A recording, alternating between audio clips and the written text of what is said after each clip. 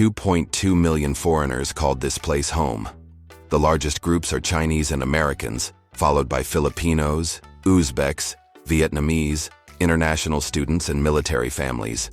They find foreigners exotic and unique, which often leads to curiosity and fun time. Welcome to South Korea, officially the Republic of Korea. It sites on the southern half of the Korean peninsula in East Asia. It's bordered by North Korea to the north, China across the Yellow Sea, and Japan across the Sea of Japan, East Sea. After Japan's colonial rule, 1910–1945, and World War II, Korea split into North and South. In 1948, South Korea became a democratic republic, and since then, it's exploded into one of the world's most high-tech and culturally influential nations. South Korea, born in 1948 after the peninsula's division, with 99,120 km² area. It's slightly larger than the state of Indiana in the United States, and about roughly half the size of Washington state. Its population is approximately 52 million people, and nearly half live in the capital area, Seoul, one of the world's largest metro regions. South Korea is not tropical or icy. It's a land of balance, with 4 distinct seasons that shape daily life. Winter from December to February is cold, dry, and snowy, great for skiing in places like Gangwon-do. Spring from March to May is mild and beautiful. You find cherry blossoms bloom everywhere. Summer is from June to August. It's hot, humid, and rainy. Monsoon season peaks in July. Autumn or fall is from September to November. The weather is cool with colorful leaves. This is the best season for hiking and festivals. Seasons dictate everything in Korea, from fashion to food. Some food menus do adapt with the seasons, so expect seasonal menus, seasonal festivals, and even seasonal skincare routines. Lifestyle here is fast-paced, especially in big cities like Seoul, where you'll experience modern infrastructure, efficient public transport, small cozy apartments, lively street food, and cafe culture. As of 2024, about 2.2 million foreigners call South Korea home. That's roughly 4.3% of the national population. The largest groups are Chinese and Americans, followed by Filipinos, Uzbeks, Vietnamese, international students, and military families. Here are some places you will find expats in South Korea are Itaewon, Gangnam in Seoul, Haeundae in Busan, and in Daegu and Gyeonggi-do. Expats' life can be lonely sometimes. That's why many find comfort in expat Facebook groups, language exchanges, and events like Seoul Global Center meetups. The official language in South Korea is Hangul, which is Korean. Although in major cities, young people and service staff may speak some English, but in rural areas, expect very little English. English is taught in schools, but fluency levels vary widely. Tip: learn a few Korean phrases. It massively improves interactions. Apps like Papago and Naver Dictionary help a lot. In case you're wondering what foreigners for work in South Korea, teaching English remain the most accessible and stable expat jobs in Korea.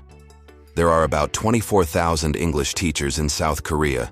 They work in public schools, EPIC program, which pays $1,800 to $2,200 a month plus housing. Hagwons, which are private academies. They pay $2,000 to $20,500 a month. Universities have higher pay and prestige, but it very competitive. Another one is international schools. This has great pay and benefits but require credentials such as bachelor's degree, native English speaker, clean background check, and sometimes TEFL certificate. Besides teaching, foreigners can find opportunities in IT and software, media and YouTube as influencers, voice acting, modeling, then healthcare and translation, especially in international hospitals. For graduate students, many universities offer full scholarships. Warning: illegal side jobs are common but risky. Penalties include deportation. Here, some websites and job boards to find English teaching jobs. Dave's ESL Cafe, Korea Bridge, Gone to Korea, Corvia Consulting, Teachaway, Adventure Teaching, GOE, Gyeongnam Office of Education, directly hires teachers for schools in Gyeongsangnam-do, near Busan. This place is more rural with a relaxed lifestyle compared to Seoul. EPIC, English program in Korea. This is run by the Korean Ministry of Education. They place native speakers in public schools across the country. If you're benefiting from this video so far, drop a heart and subscribe. In urban Korea, especially Seoul, life moves fast. People walk fast, eat fast, work long hours, and play even harder on weekends. On workdays office, life is intense, with a legally capped 52-hour workweek, though many still work overtime. Weekend is when people breathe, so expect crowded shopping districts, overflowing hiking trails, and karaoke rooms filled until dawn. Popular weekend spots include Myeongdong for shopping, Busan for hiking, Gangnam and Hongdae for nightlife, and Jeju Island for long weekends. Cost of living in South Korea. Life in can be affordable or expensive depending on your city and lifestyle. In Seoul, premium life. Rent for one-bedroom downtown is $1,000 to $1,300. Street food meal is $5. Beer at bar around $6. Transit passes $50 per month. In Busan, Daejeon and Daegu, budget-friendly cities. Rent for a one-bedroom is around $400 to $700. Food $3 to $6. Public transport is cheaper and less crowded. Pro tip: shop at traditional markets for local produce and meals that are 50% cheaper than supermarkets.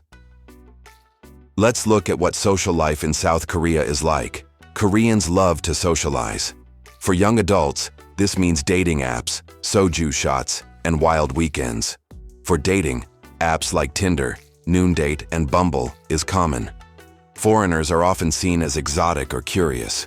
Relationship culture is more formal, with rules and milestones like 100-day anniversaries. Drinking is wild here. Soju is everywhere. Office dinners, hoesik, can involve multiple rounds of food and alcohol. Refusing a drink from a superior can be seen as rude. For nightlife in Seoul, areas like Hongdae, Itaewon, and Gangnam never sleep. Clubs open till 6 a.m. Expect 4-part nights. From dinner to drinking, to karaoke, to clubbing, to jjimjilbang, Korean sauna, to detox. In case you are wondering what king of religion Korea practice, South Korea is a land of spiritual diversity and contrast. Christianity is 28%, Buddhism is 15%, non-religious people are over 50%. Traditional shamanism still exists in rural rituals. This society is group-oriented and hierarchical. Elders are respected, titles matter, and you always pour drinks for others, not yourself.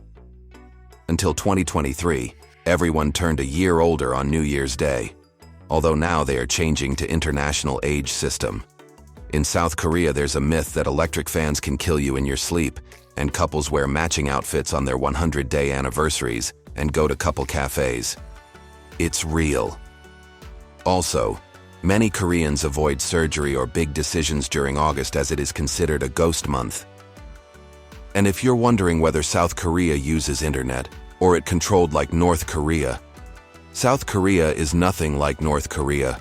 That's why not only is internet available to everyone, but it has some of the fastest internet on Earth. 5G is standard, and apps like KakaoTalk is essential as it is used for everything from chatting to payments. Naver, not Google, is the top search engine. Coupang, shopping, Yogiyo and Bayman for ordering and delivering food. Everyone's on Instagram, YouTube, and increasingly TikTok. NFC QR codes and mobile payments are widespread. Cash is rarely needed. Insider tip: you'll need your ARC, alien registration card, to register a phone plan, but before you get your card, you can rent a SIM or portable Wi-Fi.